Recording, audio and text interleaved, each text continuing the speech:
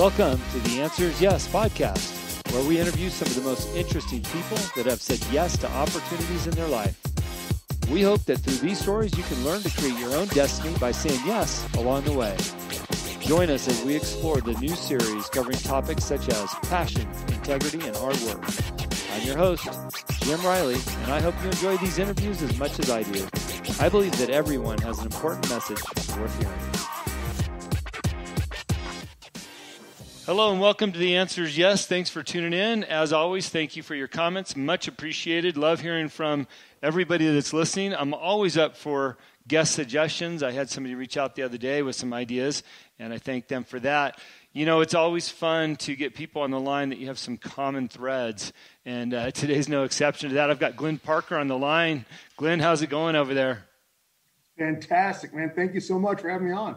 You know, I love when I hear from David Meltzer and he refers another friend my way to get on the show because I know it's going to be a good show and I know there's going to be an interesting story to be heard. Well, I hope that's absolutely true because Dave's that guy. He's a connector. And as you know, so surprised when we started talking, our mutual background connection is kind of amazing. Yeah, absolutely. Well, I think, you know, back in the day, we were talking about being in Orange County and Huntington Beach versus Newport Beach and the changes that it's all gone through. You know, those beaches have a special place in my heart, and I know a lot of people feel the same. I just hope they don't change too much. You know, I think it's inevitable. Yeah. People, I think what happens, people find a place they like, they go to it, and they change it into what they like. And it's not what we grew up with, obviously. I love it. It's still a great place. I still love going there as much as possible, but it's never home anymore. It just, that's that old saying, you can't go home, and I'm sure that's why. Yeah, I just did an interview for, it's called Voyage LA. It's like an online magazine. And they asked me, what are one of the things or a few of the things you'd like to do in your hometown? And I was thinking, gosh, what would I do in Newport? Well, I'm a little bit old-fashioned. I like to ride the ferry across the bay there. That's nostalgic for me. Go over to the pavilion where they've got the rides and the games and the $2 slices of pizza, and then ride my bike down to the wedge and just watch the waves, and hopefully there'll be some good surf. But, I was really taking myself back because I think people miss all those little finer aspects of towns like that. Yeah, I think you're right. I think in any town, and that's, I think, true of any town, they tend to go online and find the big things they have to see instead of enjoying the entire thing. So it reminds me of being a kid. Something I learned a long ago is, are you a tourist in life or are you a traveler? And tourists see what they came to see. Mm-hmm. Travelers see everything around them. And I'm a traveler.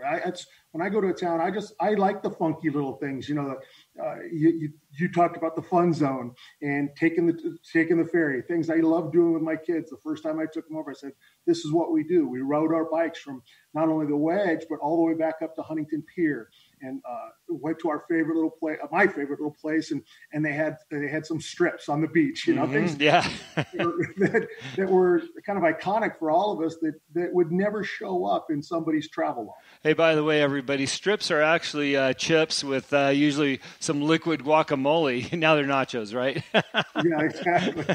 We called them strips, and they were the greatest thing in the world. Midday at the beach after a surf session to get your chips and just love it. I'm still trying to recreate that. That's awesome. I've never heard that term, being a tourist versus a traveler, because I'm the same way. I do a lot of running outdoors, and there's nothing better to me than when I'm in a different town is to go for a run, because you can really stop and look around and see the town for what it is, as opposed to driving by it 20, 30, 40 miles an hour. It's just fascinating how great these towns are. Yeah, I've traveled most of my life for a living, whether it be football or broadcast and working at the university. I always try to get someplace that's in a better location as opposed to an expensive type of hotel. And I don't care. I love Best Western for that thing because I can be right where I want to be. And I take walks every morning and again in the afternoon. And one thing I'm a firm believer in is when you take a walk around a town that you're unfamiliar with, or maybe you're real like your own neighborhood, don't have headphones in. Listen to the world around you. Take it all in. Mm-hmm. There's amazing things going on that if you just take the time to absorb it and see it, you get a lot more out of it than, like you said, just whizzing on by and seeing what is on the agenda. You make an interesting point about the headsets. We talk about, I've got another show. It's only 10 to 15 minutes bi-weekly. It's called Live Life Driven. And one of the things we talked about is just, if you're standing in line waiting for your Starbucks or whatever it is, instead of just having your face buried on your phone, put it down, say hello to the person in front of you or in back of you. I think the world needs more friendliness out there, and that's just an easy thing that we can do. Like you said, listen and be in tune to what's going on around you, and you'd be surprised how you can connect with people so easily if you put that phone down. Oh, that is a life lesson for everybody. My kids used to say when they were little, they'd say, "Dad, how do you know everybody?" I said, I don't. I'm not so bent out of shape that I'm afraid to talk to people.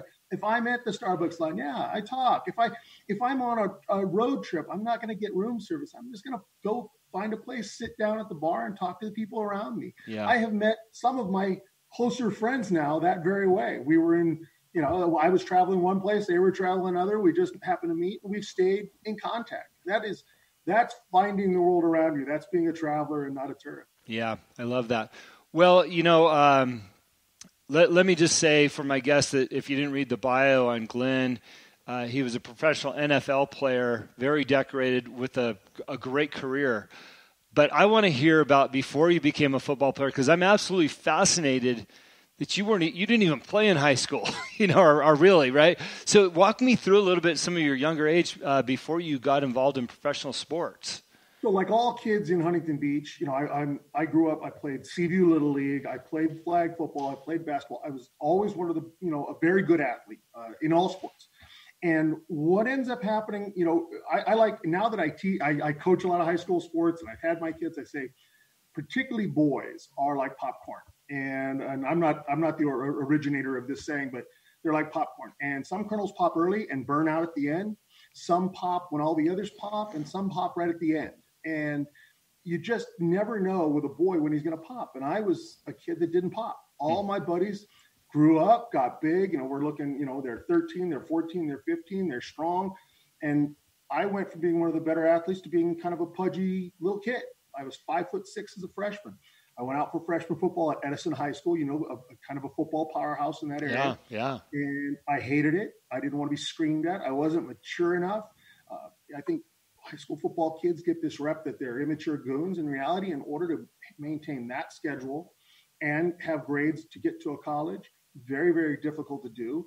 I was not ready for that. So I quit everything. I went back to beach volleyball and surfing every morning and doing my thing because you can be yourself out in the water and by yourself and you don't have to deal with folks. And so I became kind of this person that did that.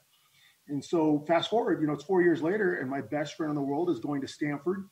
And we have this picture I have that it's both of us on graduation day standing there in front of my house. And I say, picture this. One of these guys is going to Stanford and is going to have a chance at the NFL. And the other guy plays in the NFL for 12 years. I'm that other guy. And, he went to Stanford, had a great career, got to the 49ers, didn't quite make it. And I took that other path. And so there I was at 19. I'm working as a bouncer, and it's illegal. In a place you'll know, it's called the Crazy Borough, a nightclub. And I'm underage. It's a place all the Rams used to come into. And I had a buddy say, hey, I'm going to go out for football, Golden West, why don't you come out? And I think he wanted somebody out there with him that he would be better than. Yeah. And then my buddy at Stanford said, yeah, go for it. And I just happened to be playing basketball at the courts. A bunch of ex-NBA guys always used to hang around. And some of the Rams were at Golden West. And they saw me. And we started talking. Like, why aren't you going out? So I did. And I walked in. And I said hello to the coach. And I took the opportunity. I said yes. I went, hey, man, I'm going to try this. And he said, why? And I said, I want to get a college scholarship. He says, you've never played high school football and you want to get a college scholarship. And he said, well, why not the NFL? And I looked around. I honestly, I thought he was making fun of me. Yeah. He was teaching me a life lesson is what he was doing. He was saying, if you're going to have a dream as big as you can, and then go about those things. And he took his time with me. And the funny thing is, I thought I was speaking to the head coach, and I was actually speaking to the offensive line coach. And that's how I became an offensive lineman. I thought it was going to be a tight end or D end or something running around catching the ball. It wasn't meant to be. He put me in. He came to me, and so he says, "Why not the NFL?" He says, "What do you do?" And he said, "Hey, do you brush your teeth in the morning?" Well, yeah. He goes, "Well, there's one goal. He goes, you make your bed? I go, ooh, I don't know about that. He goes, well, you should make your bed every morning. And he started this thing where he said, you come back to me in a week, we'll see if you still want to play, but I want to know every day whether you brushed your teeth, made your bed, blah, blah, blah. Mm-hmm. Like 3 things. So sure enough, I did that. And he says, good. And he goes, now you start, we're going to start workouts at this date and you come on out, but I want you to come back and see me and tell me what you did. And he would give me a couple more things I should be doing during my day. A lot of these I was already doing. I just didn't think of them as goals. Yeah, sure. I thought it was stuff I did. And as we progressed through that first year, he put more and more on my plate. And I went from a guy who was a little disorganized, not quite knowing what I was doing, to I was an organized person who had everything in order through my classes, through practice, through film study. And that life lesson he taught me right at the first was you already have a little goals you're accomplishing, but if you can see them as process goals to the dream, there's why not the NFL? And that's kind of how I started. I listened to this man. I had a mentor. Glenn, we run into people every day that give us advice, or people that we work with that give us tidbits to be better in our jobs. What was different about what he was asking you to do that actually made you want to do it? Because I think oftentimes we dismiss those things as unimportant because, we don't always want to take the advice of others around us. But you clearly started developing some habits from him. I did, and he was a success in life. He had been a player for Bear Bryant. He had been an All-American in Alabama. He was a doctor of exercise sports science. He was in great shape in his 40s, and I just saw something about him and his demeanor that he wanted the best for me, and he was going to hold me accountable to it. And by doing so, what the light that came on for me was, first off, I remember looking in the mirror and saying, everything that happens to me from now on is up to me. There's nobody to bail me out. I'm 19. I've got to do something with my life. And having the ability to just check off, I brushed my teeth, made my bed. Hey, I did my homework. I went to class. That's that dopamine hit kids get from a phone nowadays. But for me, it was accomplishing a little something. Mm-hmm. And he taught me that lesson of how you don't think you've accomplished anything when in reality you've done a lot. You really have done a lot today. And if you view it in that context, that you want more. And then you start going, okay, well, I think I've got time. I can do this here and I can do that here. And you end up taking some steps and doing some things that you might not have tried before, simply because you want that dopamine of knocking another thing off the list. Sure. And it's incredible what you can get done when you start doing it that way. Yeah, no, it feels good. As a matter of fact, I got a list. I got my yellow pad every day, and you're right. When you have those lists, and you're able to check them off. We talk a lot about having a lot of gratitude, and this is probably some work you're doing with Meltzer. When you get up in the morning, write down the things you're grateful for, and start your day off with that momentum, right? So, hey, I'm grateful for these things. Then you work into your short goal list. Maybe it is just making your bed, but all of a sudden you realize that first hour how much success you've already started to generate. It's really hard for your day to go any different direction than that already, right? It's so true. It's so true. Waking up with gratitude every day through that course of just getting yourself ready to go. What are you thankful for? What do you have an abundance of in your life? What are you so excited about moving forward? And that gets you kickstarted. And it's not hard to get moving after that. And it's not hard to do the things you want. And like you said, it's hard for the day to go anywhere else. And I do it again at night in that time before I go to bed, after I've turned off all the stuff, where I give myself a little downtime.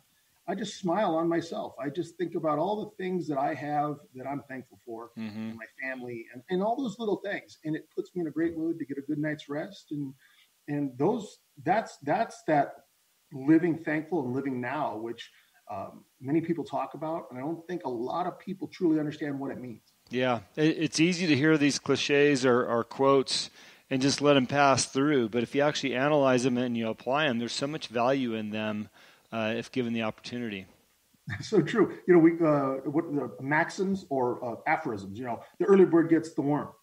And when I speak to my college kids or my high school kids in football practice, I say, why do coaches love these things like the early bird gets the worm or I'm blanking out obviously, but there's a million of these aphorisms where you use them all the time because they're true. These things are true. And it's if kids would start, or adults would go, whenever they use one of these